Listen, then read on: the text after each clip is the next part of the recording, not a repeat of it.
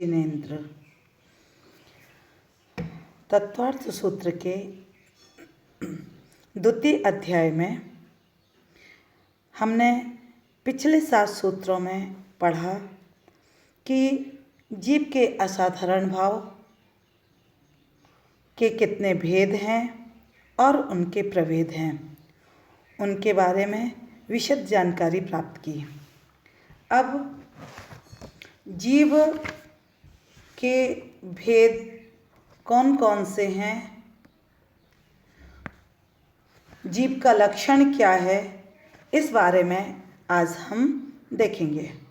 सबसे पहले हम देखते हैं जीव का लक्षण। आचार्य भगवान ने सूत्र दिया उपयोगो लक्षणम। जीव का लक्षण उपयोग है। और उपयोग क्या होता है? उपयोग जो है वह चैतन्यानुविधायी परिणाम है। मतलब चेतना परिणाम जो है वह उपयोग है। ज्ञान दर्शन से सहित अवस्था जो है वो उपयोग है। यह उपयोग 2 प्रकार का है। सा द्विविधोष्ट चतुर्भेदः। यह उपयोग जो है 2 प्रकार का है। ज्ञानोपयोग और दर्शनोपयोग। ज्ञानोपयोग 8 प्रकार का है और दर्शनोपयोग जो है वो 4 प्रकार का है। इसमें 4 छूट गया है, आप लोग इसमें 4 और पढ़ लें। वह उपयोग 2 प्रकार का है, ज्ञानोपयोग और दर्शनोपयोग, जिसमें ज्ञानोपयोग 8 प्रकार का है और दर्शनोपयोग जो है वह 4 प्रकार का है। जीव का लक्षण उपयोग कहाँ है? हम लक्षण शब्द से भी परिचित हो जाएं। लक्षण जो है बहुत से मिले हुए पदार्थों में से किसी एक वस्तु को पृथक करने वाला जो हेतु है उसको हम कहते हैं लक्षण। बहुत सी मिली हुई चीज़ें हैं, उनमें हमने क्या किया, किसी एक लक्षण के द्वारा एक वस्तु को अलग कर दिया। जो वह हेतु है अलग करने वाला वही लक्षण है। इसके बाद हमने देखा उपयोग 2 प्रकार का जो है, दर्शनोपयोग और ज्ञानोपयोग। ज्ञानोपयोग जो है वह साकार होता है और दर्शनोपयोग जो है वह निराकार होता है। ज्ञानोपयोग के 8 भेद हैं। 5 सम्यक ज्ञान, मति, श्रुत, अवधि, मनयपर्यय और केवल। और 3 मिथ्या ज्ञान, कुमति, कुश्रुत और कुअवधि। इस प्रकार 5 और 3 मिला करके ये ज्ञानोपयोग के 8 भेद जानना चाहिए। दूसरा है अपना दर्शनोपयोग। दर्शनोपयोग जो है वह निराकार है, मतलब एक सामान्य प्रतिभास। दर्शनोपयोग यानी एक सामान्य प्रतिभास और ज्ञानोपयोग यानी विशेष रूप से जानना। और यह दर्शनोपयोग 4 प्रकार का है, चक्षु, अचक्षु, अवधि और केवल दर्शन। इस प्रकार उपयोग 2 प्रकार के हुए, ज्ञानोपयोग और दर्शनोपयोग। ज्ञानोपयोग 5 सम्यक ज्ञान और 3 मिथ्या ज्ञान। 5 सम्यक ज्ञान हो गए, मति, श्रुत, अवधि, मनयपर्यय और केवल। और 3 मिथ्या ज्ञान हो गए, कुमति, कुश्रुत और कुअवधि। और दर्शनोपयोग 4 हो गए, चक्षु, अचक्षु, अवधि और केवल। इसके बाद में आता है कि संसारी जीव के कितने भेद हैं। जीव 2 प्रकार का है, संसारी जीव और मुक्त जीव। अब जो संसारी जीव हैं वह भी 2 प्रकार का है। एक समनस्का मनस्काः। संसारी जीव मन सहित और मन रहित दो प्रकार के होते हैं।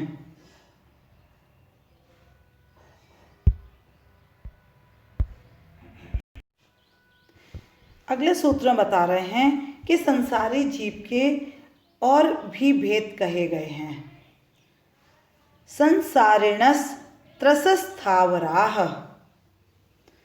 संसारी जीव त्रस और स्थावर के भेद से दो प्रकार के हैं। पृथिव्यप तेजो वायु वनस्पत्या स्थावराः। अब जो स्थावर भेद हैं वे 5 प्रकार के कहे गए हैं। पृथ्वी, जल, अग्नि, वायु और वनस्पति, ये 5 स्थावर जीव हैं।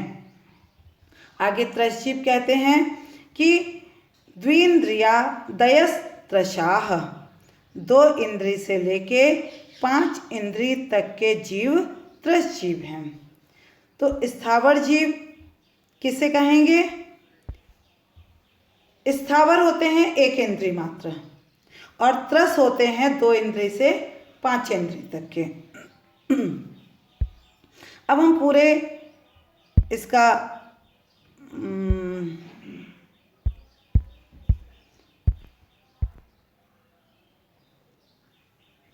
जीव, संसारी और मुक्त, सामानस्क और आमानस्क। संसार क्या कहलाता है? 4 गति में भ्रमण करना संसार है। 5 परावर्तन संसार में होते हैं। जन्म और मरण संसार में होता है और मोह राग द्वेष के परिणाम संसार में होते हैं। इस प्रकार संसार को विभिन्न तरीके से परिभाषित किया गया। और अब बात आती है इसके साथ में कि संसारी जीव जो हैं या जीव जो हैं इनका पूरा चार्ट हम देखेंगे एक बार समरी के रूप में कि संसारी जीव के 2 भेद हैं, त्रस और स्थावर। 1 इंद्रिय स्थावर होते हैं और त्रस जीव में 2 इंद्रिय, 3 इंद्रिय, 4 इंद्रिय और 5 इंद्रिय हो गए। फिर 1 इंद्रिय के पुनः 5 भेद किए, पृथ्वी, जल, अग्नि, वायु और वनस्पति। और वनस्पति के 2 भेद कर दिए, साधारण और प्रत्येक। साधारण के भी 2 भेद होते हैं, नित्य निगोद और इतर निगोद। और प्रत्येक के भी 2 भेद होते हैं, सप्रतिष्ठित और अप्रतिष्ठित। इनमें से जो अप्रतिष्ठित जीव हैं, 1 इंद्रिय वनस्पति, उससे हमें अपने जीवन का काम चलाना चाहिए, क्योंकि हमें भोजन के लिए जो सामग्री प्राप्त होती है वह भी 1 इंद्रिय से ही होती है। तो उसमें जो सप्रतिष्ठित वस्तुएं हैं उनका प्रयोग हमें नहीं करना चाहिए और अप्रतिष्ठित जो हैं उनका प्रयोग हम कर सकते हैं। अप्रतिष्ठित प्रत्येक वे कहलाते हैं जिनके सहारे से अन्य जीव नहीं रहते हैं। वे अप्रतिष्ठित प्रत्येक होते हैं जिसमें हमें बहुत जीवों को भक्षण करने का दोष नहीं लगता है। और त्रस जीव में 2 इंद्रिय तो हो गए ये लट, केंचुआ आदि, 3 इंद्रिय चीटा, चींटी आदि, 4 इंद्रिय भौरा, मक्खी, मच्छर आदि और 5 इंद्रिय में मनुष्य, हाथी आदि पशु जानवर। 5 इंद्रिय के भी 2 भेद कहे हैं, एक संगी और एक असंगी। संगी वे होते हैं जिनके पास हित और अहित का विचार होता है, वे संगी जीव होते हैं। अच्छे और बुरे की परीक्षा जिनके पास होती है वे संगी जीव होते हैं। और असंगी जिनके पास हित अहित का, गुण दोष का कोई विचार नहीं होता है, वे असंगी जीव होते हैं। स्थावर के ये 5 आपने देख लिए। वनस्पति के भी अपन ने समझ लिए साधारण और प्रत्येक। जिस शरीर के स्वामी अनंत जीव होते हैं वे साधारण जीव कहलाते हैं। जैसे आलू आदि है, एक शरीर है उसमें, लेकिन उस एक शरीर में अनंत जीव समाये हुए हैं। लेकिन जो प्रत्येक वनस्पति होती है उसमें जिस शरीर का स्वामी एक ही जीव होता है वह प्रत्येक वनस्पति होती है। और प्रत्येक के ही दो भेद अभी हमने आपको बताए, सप्रतिष्ठित और अप्रतिष्ठित। तो सप्रतिष्ठित एक शरीर का स्वामी तो एक ही है, लेकिन उसके सहारे से अन्य जीव रहते हैं। लेकिन अप्रतिष्ठित में एक शरीर का एक स्वामी है, लेकिन उसके सहारे भी अन्य जीव नहीं रहते हैं। इसलिए अप्रतिष्ठित वनस्पति ही हमारे सेवन करने योग्य है।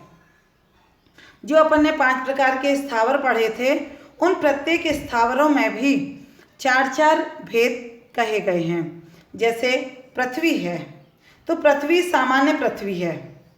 पृथ्वी जीव क्या है? विग्रह गति का वह जीव जो पृथ्वी में जन्म लेने जा रहा है। विग्रह गति क्या कहलाती है? विग्रह गति वह गति है जिसमें जीव नए शरीर को धारण करने के लिए गमन करता है। उस समय जो आत्मा होती है तेजस और कारमान शरीर से सहित, वह जीव जो है जो पृथ्वी में जन्म लेने के लिए जा रहा है वह पृथ्वी जीव कहलाता है। और पृथ्वी शरीर सहित जो जीव है वो पृथ्वी का एक है। और ऐसी पृथ्वी जिससे कि जीव निकल गया है, ऐसे पाषाण आदि जो खदान से निकल करके बाहर आ गए हैं, अब उसमें पृथ्वी जीव भी निकल गया है, वह कहलाता है पृथ्वी काय। सिर्फ उसका शरीर है, अब उसमें जीव एक इंद्रिय भी नहीं है। इस प्रकार हमने ये जीवों के लक्षण और भेद के बारे में आज सुना। आगे अपन इंद्रियों के बारे में कल देखेंगे। जय जिनेंद्र।